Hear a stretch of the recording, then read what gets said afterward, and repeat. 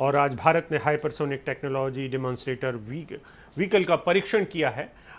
इसे देश में विकसित रक्षा प्रणाली के लिहाज से एक बड़ी ऊंची छलांग बताया जा रहा है। ये अपने आप में भारत एक तरीके से उन देशों में शामिल हो गया है जिन चुनिंदा देशों के पास ये टेक्नोलॉजी है। इसे अगली पीढ़ी की मिसाइल तकनीक माना जाता है। इस पर ज्यादा जानकारी देने के लिए हमारे साथ हमारे सहयोगी राजीव रंजन जुड़ गए हैं। राजीव, ये जो लॉन्च किया गया है, ये जो टेस्ट किया गया है, इससे क्या फायदा पहुंचेगा आगे भारत को, उसकी मिसाइल सिस्टम को किस तरह से फायदा होगा?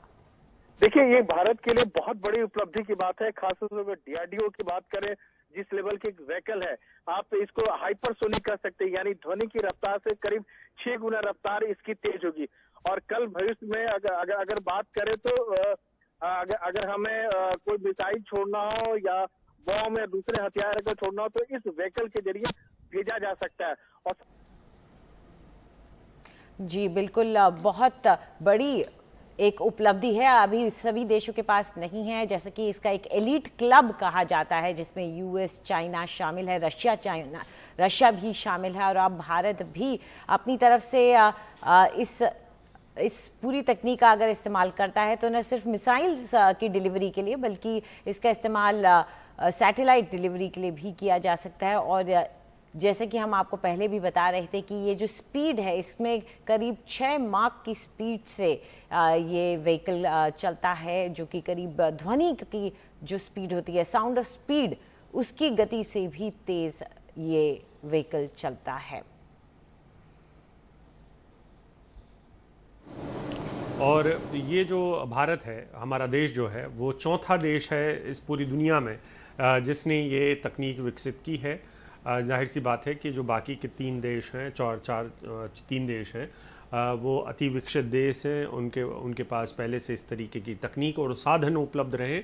लेकिन भारत लगातार अंतरिक्ष विज्ञान में नए नए कामयाबियां के परचम लहरा रहा है और इसी क्रम में हमने ये तकनीक विकसित कर लिया है। हाइपरसोनिक टेक्नोलॉजी डेमोन्स्ट्रेटर व्हीकल का परीक्षण आज सुबह 11:03 पर किया गया है। इसे उड़ीसा में किया गया और ये सक्सेसफुल रहा है, ये सफलतापूर्वक किया गया है। रक्षा क्षेत्र में हमने अब एक नई छलांग लगा ली है। ये विकसित करने वाला भारत देश जो है वो चौथा देश है। और राजीव रंजन एक बार फिर से हमारे साथ जुड़ गए हैं। राजीव, आप हमें बता रहे थे कि ये तकनीक किस तरह से भारत के लिए काम आएगी? देखिए, सबसे बड़ी तो बात बता दें कि दुनिया में इस तरह की तकनीक जो है केवल 4 देशों को पास है। भारत चौथा नंबर का देश इसको कर सकते हैं। पहली बार भारत में इसका सफल परीक्षण हुआ है। और अगर इसकी स्पीड की बात करेंगे तो हाइपरसोनिक है, यानी ध्वनि की रफ्तार से करीब 6 गुना के आसपास इसको मान सकते हैं।